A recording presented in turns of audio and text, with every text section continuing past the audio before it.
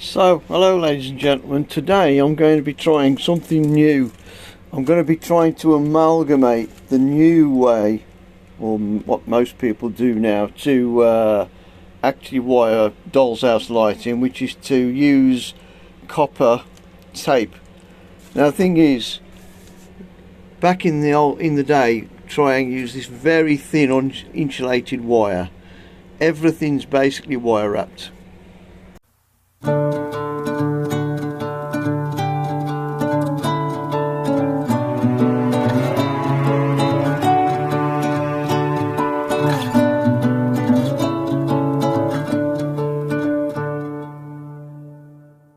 So obviously Triang mass-produced these light boards, and like the rest of the doll's house at this period, you know, they made as cheap as possible. Everything's nailed or tacked, including these lamp holders. And basically, to make these things work properly, you've got to completely rewire it as best as you can. So that's what I'm going to try and do, but instead of just wire wrapping, I will be soldering, so you'll see that. So when these things were made, everything was mass produced. There was very little soldering. Everything was wire wrapped with this uninsulated wire. The switches were, well, the one switch was just steel, which made onto two connections for either up or down lights. So I'll be trying to use this copper tape, which should make everything better, and solder this time. So the other thing I've done here is I've drawn a simple circuit, so as everybody understands basically what's happening, in scale with the actual board generally. And you can see that the battery goes across the two connections there, and current flows down to the switch from the positive, and then it either goes up onto the connection for up lights or down onto the connection for down lights, or both together. So the negative will go from this terminal, and it will flow down to the body of the lamp holder, and the same down to the lamp holder at the bottom body. And that then, once the switch is made, or made to both connections, will make the connection across the battery, which is at the top on these two connections, and that should work. So, having already had a practice at this with the first one, which was really restoring the original one but with the copper tape now instead of wire, I now want to completely replicate that on the new one. So that's what we're going to be doing this morning. This is today's objective, and hopefully it will go well. I haven't decided what I'm going to do with the switch this side yet, but I'll think about that. Okay, so before we go any further, I thought I'd better just show the disbelievers that this way of soldering and tape does actually work. So I've just rigged one of the batteries up, which are readily available to do this job. You can get them off the internet, and they're 4.5 volt batteries, exactly like the original ones. So I've just clipped the clips around at the moment just to show you. And also, what a lot of the viewers will want to know is what the difference is between using the new LED miniature Edison screw bulbs, same size as the original Triang ones, and actually a proper one. Now this is a bulb that came out one of the hours, and that one's intact, so I'll show you the difference shortly. But the thing to remember is, if you're going to use LEDs, the polarity has got to be right, positive and negative. So I've put LED lighting in there at the moment, which is warm light LED lighting, but the thing to remember with that is they are polarity conscious, so you must get the negative and the positive the right round for a LED to work. The battery and the connection on the left hand side is negative, and the connection on the positive, which goes down to the switch common, is obviously positive. So see here now, the lamp is a light on the bottom, which would be basically the ground floor wall light.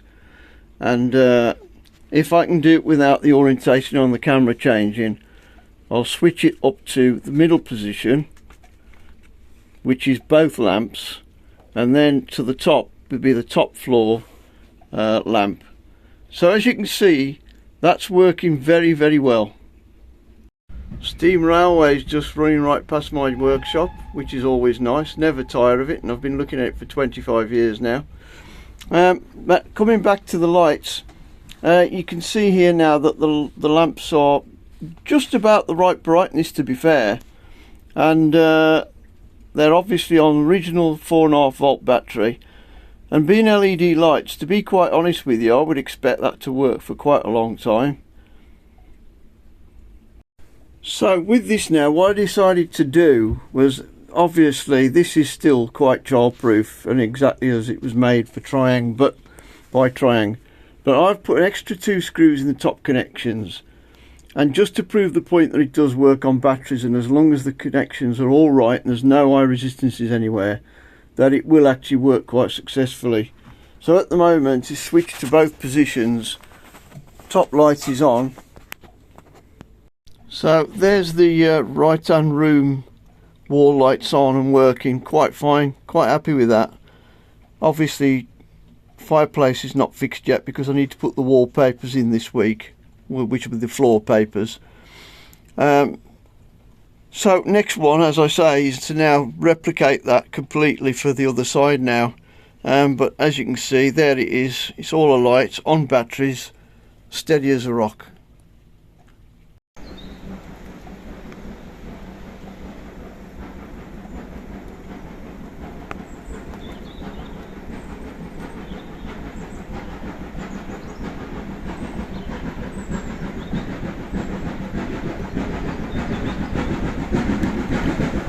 There she goes.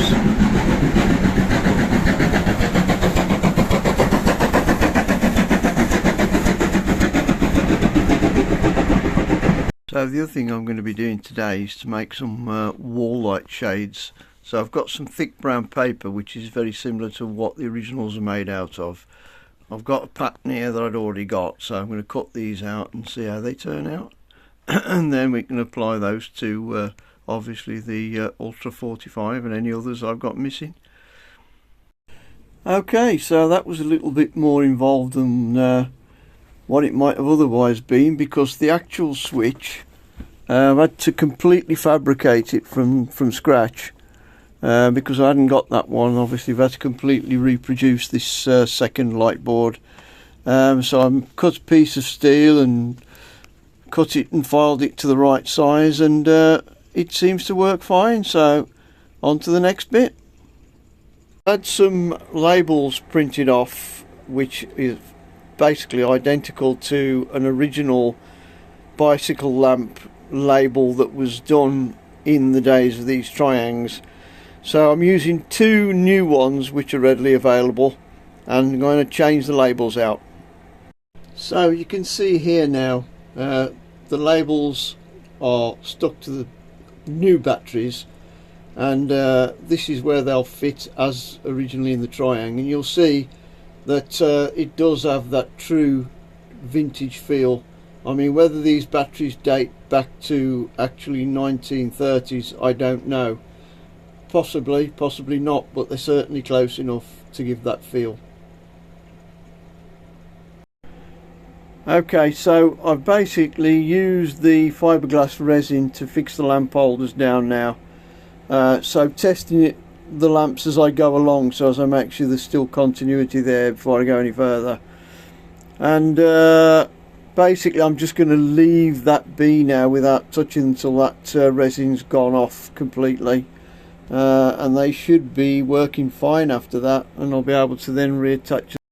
So what I'm going to turn my attentions to now is actually fixing the floor paper down, which looks like parquet flooring. The actual fireplaces in there are not fixed in at the moment, they're just placed there, so I'm now going to take those back out and probably size the wood before I start the floor, just to give it a chance, and then start to cut the wallpaper and get it stuck in. Okay, so all the floor papers are in now, the parquet floor. Just need to do the garage brick floor, which won't be today now. And there's still some drying out of the wallpaper to do yet because it's just wet. But hopefully that will all go down fine, and that's another little bit done. But I still have to add in the bit where he does the chimneys. So today is the day I'm going to make the chimneys for this 45. So I've got a length of timber here, the right thickness, and we're going to make a couple of new chimneys. This one there is an original one, but I'm going to keep that as a pattern for the future and make two completely brand new ones. So that's the plan. Let's see how it goes. Well, all that was quite painless enough. So I now have two chimneys of the right size and scale. So now I will put the fixing nails into them, and then we can give it a first coat of paint, and that will be another little bit of the equation completed. So Kevin says to me, your mission, should you choose to accept it, is to make me some Clarice Cliff May Avenue dishes for my dollhouse, as he's completely obsessed with anything that's Art Nouveau. And check out how detailed these sets are. Like, oh my goodness, I'm not that good.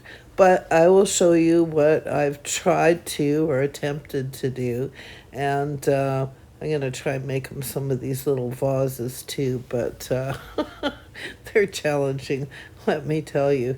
Beautiful. Like, look at that plate. Isn't that just gorgeous? Yeah, I'd love to have some of those in my house, but he wants them in miniature, 1/12 scale. Good luck. So this is my version.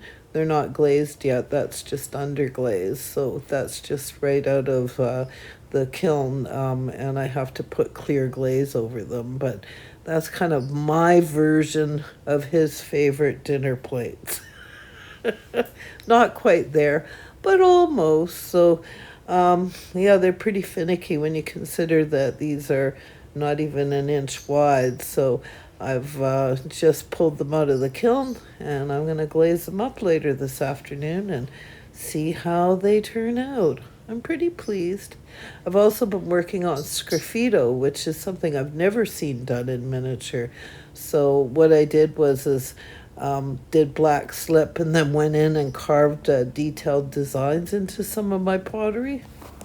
I'm quite curious to see how those will turn out once they're glazed. It's a really different technique that I've never tried before. And here's some pottery that I worked on during the Christmas break that's just freshly out of the kiln. So yeah, I was busy during the break, having a lot of fun on the pottery wheel. I really enjoyed doing little pieces of porcelain and then hand painting them. Doing that stuff for Kevin, though, was a whole nother level. Just turning these around. These are the scenery ones that I did with sun on one side and flowers and trees. And then here's some other pieces that I did.